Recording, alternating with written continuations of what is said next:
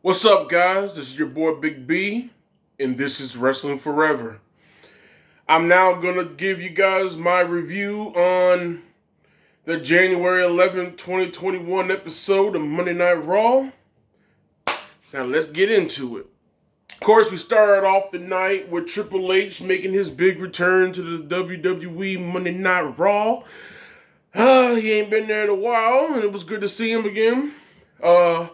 But of course, before he could even really get started, Randy Orton interrupted him, came out, and he was out there because he knows that the reason why Triple H was there was because he was hopefully, in his mind, was definitely there to either give him some kind of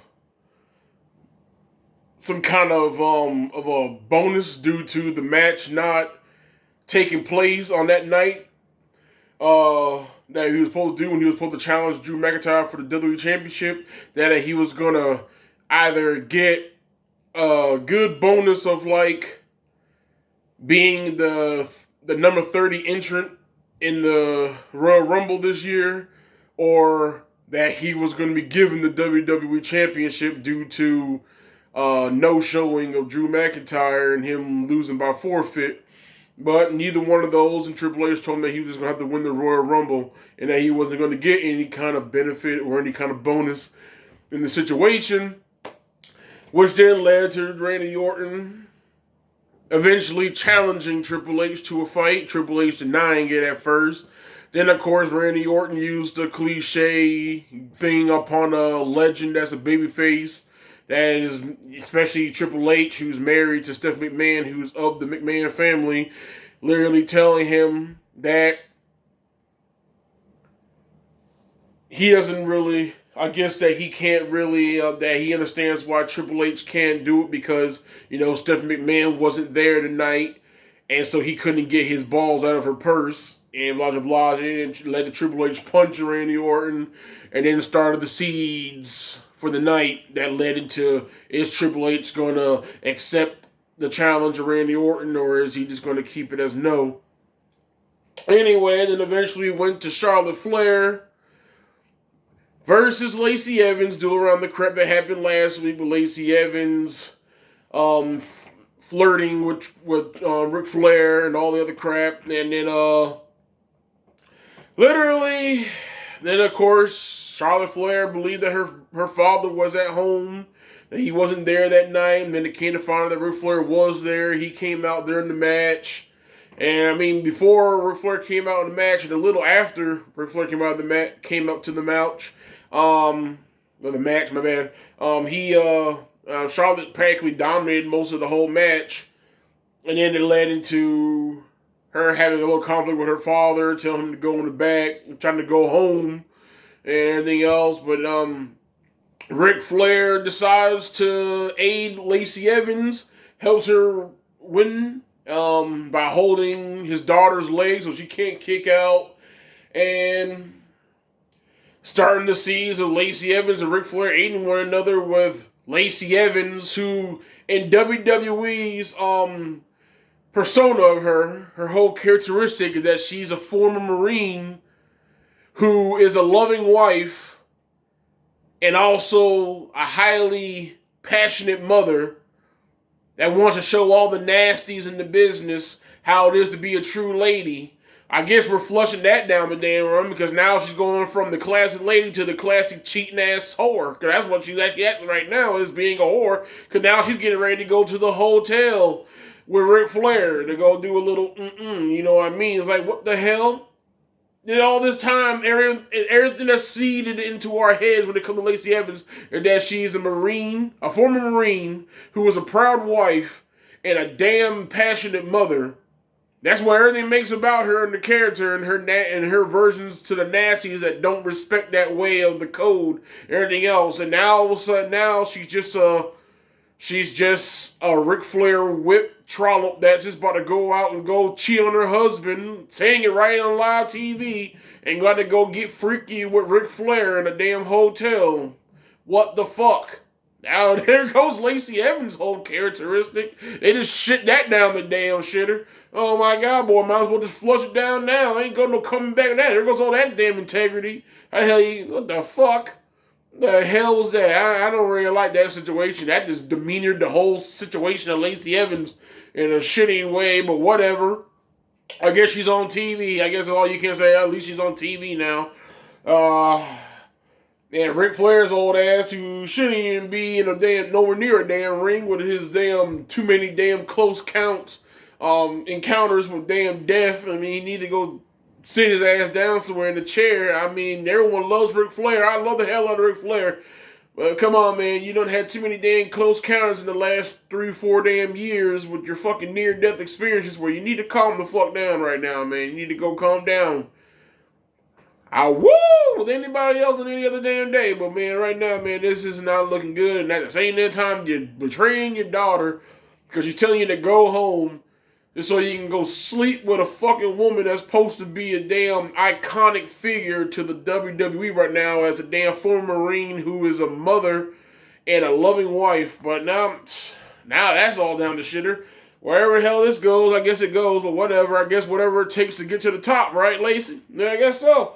I don't want to be in that conversation when the husband calls. Miz and Morrison didn't have a little segment with Sheamus and Keith Lee when Keith Lee is giving Keith... Damn, I seen Keith Lee was giving Keith Lee... Well, Sheamus was giving Keith Lee... There goes that slap button already. Where Sheamus was giving Keith Lee... props for having a hell of a match last week. And then Miz and Morrison come in gloating because this stupid ass Money in the Bank that sure would have been done, but whatever. Kane comes, he's got it back now. He's all jibbly now, right now. Yeah, no one cares, Miz, god damn it. And now then it leads up to them having a tag team match later on the night. And then we go to Jeff Hardy going against Elias. Very original. We thought we were done with that crap, but I guess we're going to go back there. Just a little throwback of happiness. But then we come to find out that Elias decides, no. I end up getting a debilitating injury while practicing with my music earlier today. Like, what the fuck? How the hell you get injured doing music? But anyway, he said he got injured, which we all knew was a bunch of bull crap. So then he replaced himself with Jackson Riker. So now Jackson Riker is going to take his place, and he falls and fights. And then, of course, but then not even a whole damn minute of wrestling, maybe a minute and a quarter. Then all of a sudden, Elias realized that Jeff Hardy about to win the match with a damn swanton bomb by going up there to the top rope. Elias stops him from doing so, and then Riker does the most devastating move in all of wrestling. Nothing that's going to top them in any aspect. You know damn well what we're talking about, the roll-up pinfall victory. And he did the roll-up on damn Jeff Hardy, got that 1, 2, 3. You know damn well he didn't know he also used the tights, but doesn't matter. It was still a damn roll-up victory. Like I said, SmackDown didn't give us one, but I was like, I'm pretty sure this week we will get one of them. I told you. It happened. Damn roll-up victory. And then out of the damn blue, then Jeff Hardy confronts Elias over the mic and tells him that the reason why he's faking the damn injury is because he's just scared because he doesn't want the world to know that Riker is a better athlete than he is. So then he got all antagonized into a match, and then it was Jeff Hardy versus Elias. And then before the match started up, Elias in a funny, sarcastic way, was telling Riker, don't interfere in this match. Don't interfere in this match. Right? I got this. Don't interfere in this match. And literally, Riker's ass literally took it as him not wanting him to interfere in the damn match. So Riker didn't even do shit. You know, he was supposed to do something, which was funny as hell. And then Jeff Hardy ends up beating Elias. And then, he yells at Riker because Riker didn't help him, but he was like, dude, you told me not to. It was a trip. It was a loving trip. It was a decent little segment of 2 matches, but whatever. You get what you get. And take what you can. No, I get. And then they were starting to bait the whole thing of if Triple H will accept Orton's challenge tonight to have a fight or not. We don't know yet, but they're still keeping the planted seed in there, letting you know that it's about to blossom. You're about to find the truth out about that. Like nobody can't tell that Triple H ain't going to say yes eventually. And then we had the good old Sheamus and Keith Lee versus Miz and Morrison. And hell, there was another intriguing little segment of a wrestling match, or matches, should I say, because then it started off with Sheamus and Keith Lee literally on the same damn page, having a hell of a damn tag team match with them two against Miz and Morrison, going back and forth, and showing off. They even had a little fun ending where Sheamus did a tit for tat on Keith Lee, because a couple weeks ago, Keith Lee tagged himself in when Sheamus was about to finish the damn match, and then Keith Lee ended it. And now this damn time, Sheamus did the same thing to him by tagging himself in. And then while Keith Lee was about to get the big victory, and then Sheamus did the bro kick and everything else like that. And then after they win the victory, they show them celebrating the damn ring. And then they go quickly into a switch over. And what was it? Oh yeah, before I even switch it off, that whole damn part when Keith Lee rammed Morrison into the corner and popped the whole damn top turnbuckle off the damn pole. That was classic. That was awesome.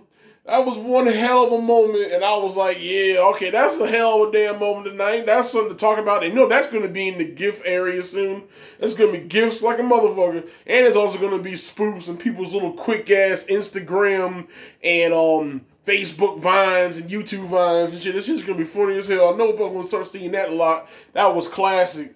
And then it went to a quick cutscene after the match was over with Triple H accepting the fight, letting Randy Orton know that he will fight his ass tonight. And then after that, we went to commercial. And then when we come back from commercial, all of a sudden out the damn blue, freaking Keith Lee and Sheamus are beating the hell out of each other. They starting to match and beating the hell out of each other. And now everybody's like, what the hell just happened? Nothing makes sense. Why are they beating the hell out of each other now? And then they go into a full slugfest, beating the hell out of each other. I mean, it was a fun-ass match. And I give the props. That was one of the best matches of the night. I really enjoyed that match. That was great. And then, of course, they had the little trip down memory lane of several weeks ago when Drew McIntyre and Sheamus beat the whole hell out of each other in the back, and then they just laughed it off.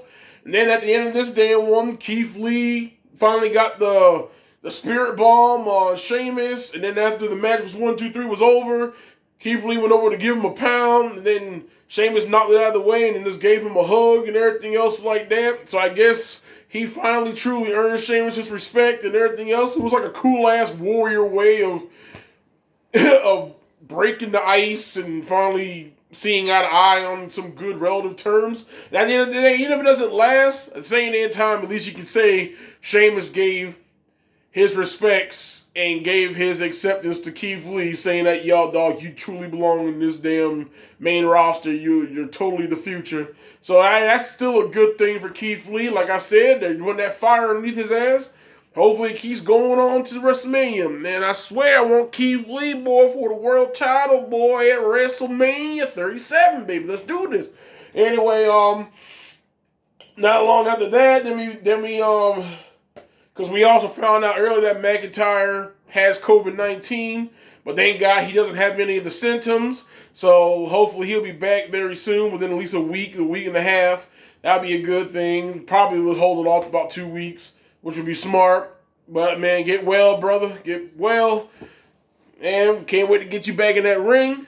I'm happy that you didn't get none of the major symptoms and nothing like that. So that was a damn good chipper off the shoulder right there. You can dust that shit off. Thank God. But man, get better. We need you. You're one of the best things going on in Raw right now. We can't lose. So we can't lose the McIntyre right now. We can't lose it. And so McIntyre also accepts Goldberg's challenge for the Royal Rumble, defending his WWE Championship in that night. So we got that match now going for Royal Rumble. So now we got both men's world title matches set in stone now. What's going to happen at the Royal Rumble? And then we went to a filler match with Xavier Woods versus T-Bar, Retribution. And you guys already know, if you guys watched my first ever video ever done on this freaking YouTube channel, you guys know that I really just don't like Retribution. I love Mustafa Ali. I respect all the wrestlers that are around them, but they do not fit with the Retribution situation. The only one that fits is Ali. And I'm not digging that thing at all in any aspect. And at the end of all in all, T-Bar won through a distraction, because you know that's the most powerful way to get someone to lose in the match, is distract them to the point where they just get their ass whooped and lose the match. You know, that's how it works. Then Xavier lost. T-Bar got a good strong win over a legend in the business right now. And we also in that match found out that Kofi Kingston has broken his jaw. So that's like the third broken jaw in the last damn 6 months.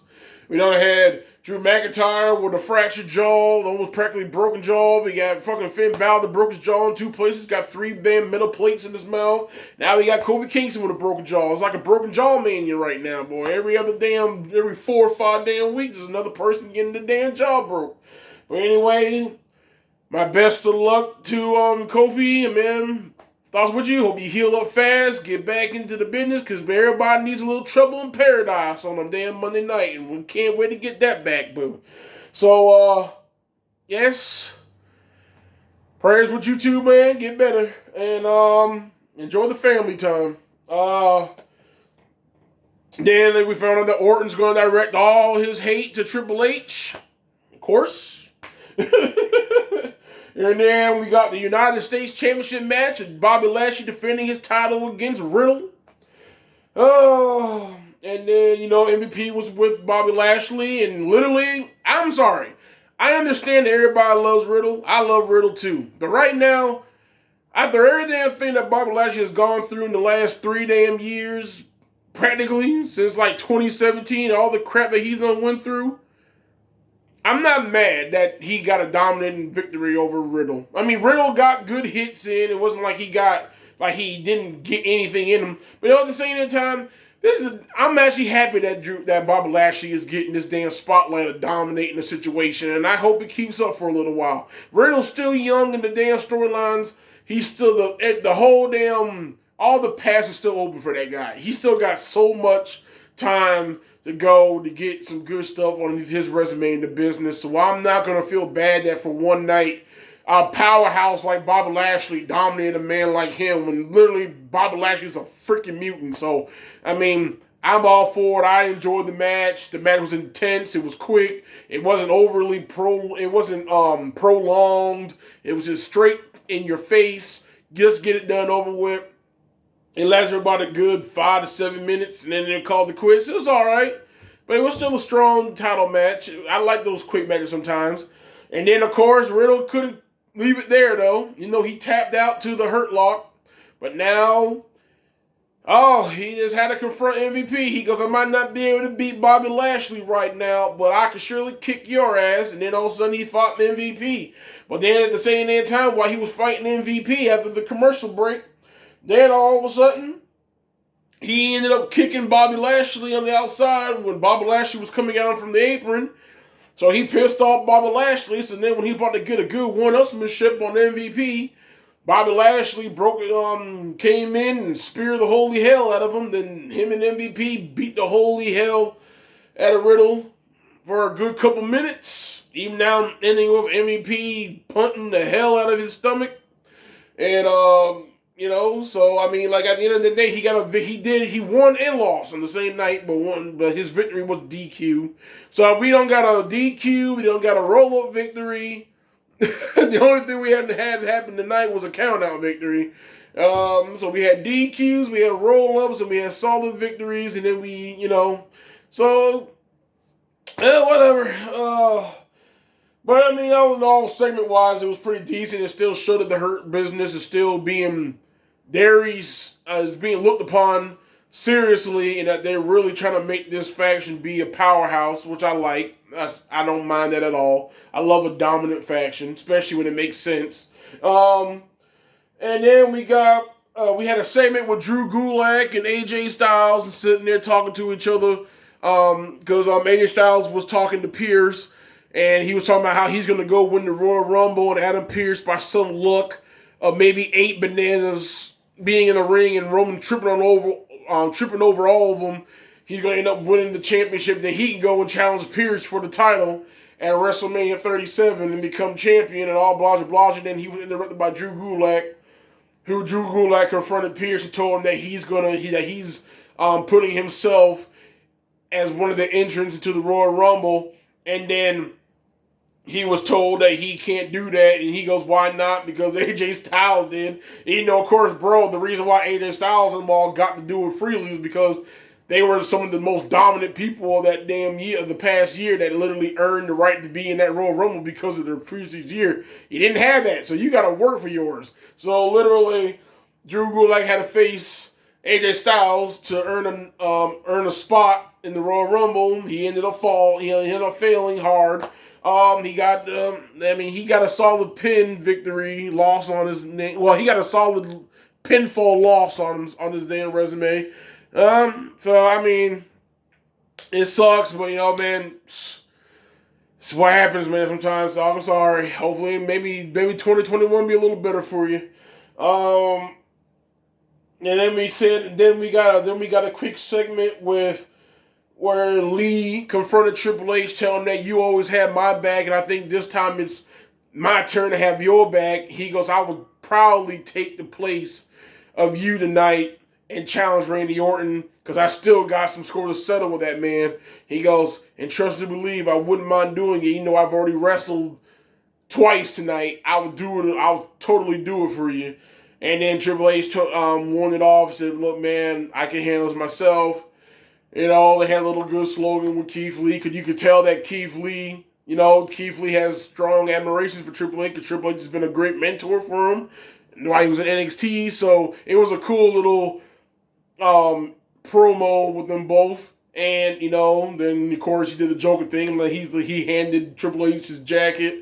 And then he was like, I guess it's time to play the game and everything else, with the fist pound and left. And Triple H headed out to get ready for the match. And we had a quick tag team match for the women's division where Nia Jax and Shayna Baszler faced Mandy Rose and Dana Brooke. It was kept short, of course. But there was some intensity. Mandy Rose had a good moment of some good spurts. Got some good shit on Shayna Baszler.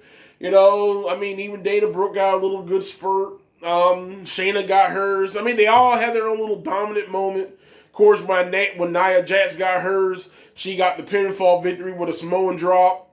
It was 1, 2, 3. But at the same time, it was decent enough to be a quick filler match for the main event. And then we came back from break, and we had Triple H versus Randy Orton in the match. They slugged it out for a quick little couple minutes.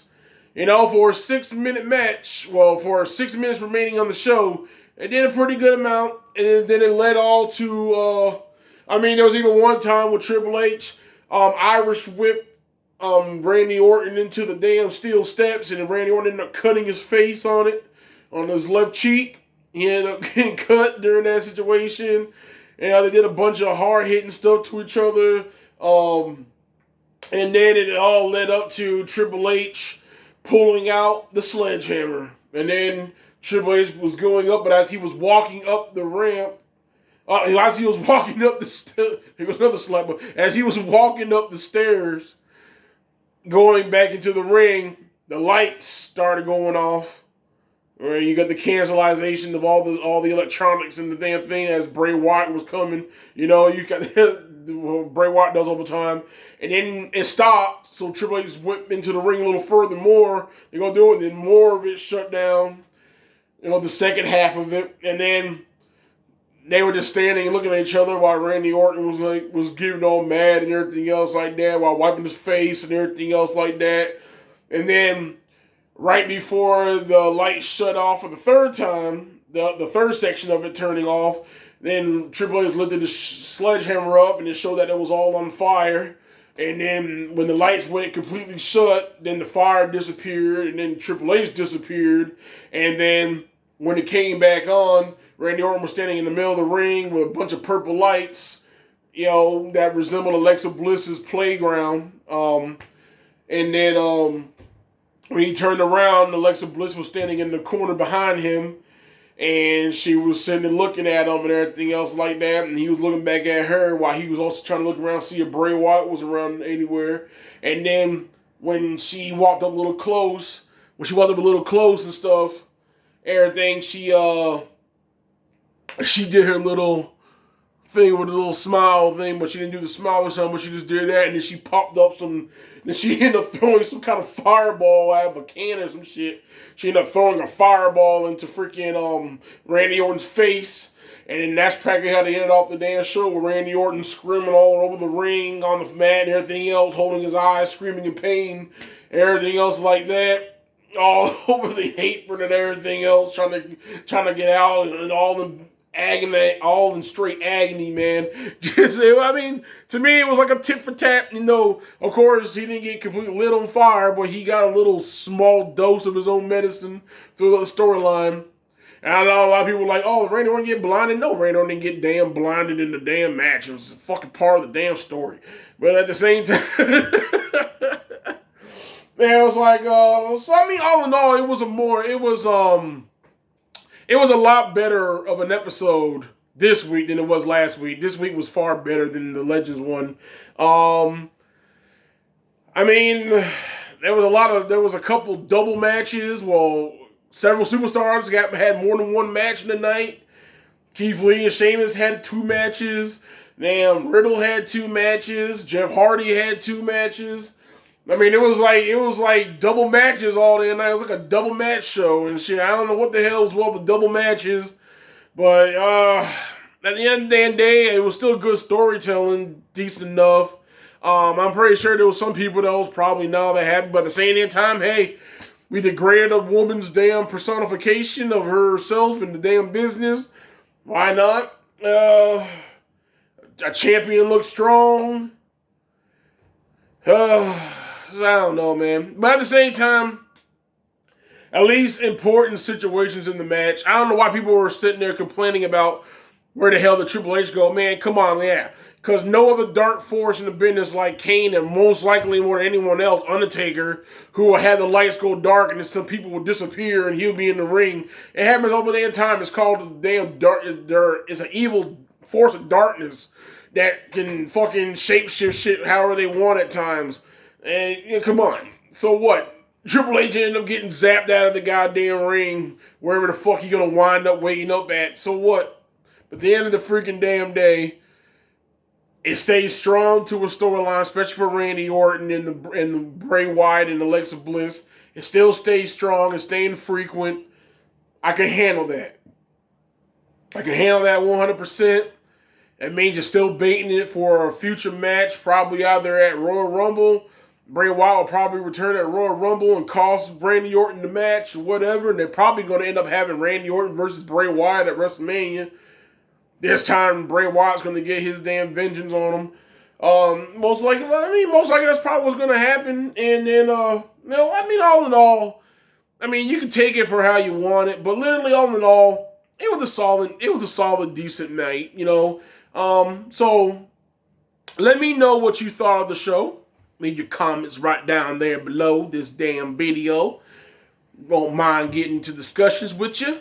I want to hear your thoughts on the episode. I know it's not the greatest one, but come on, man. It was good enough.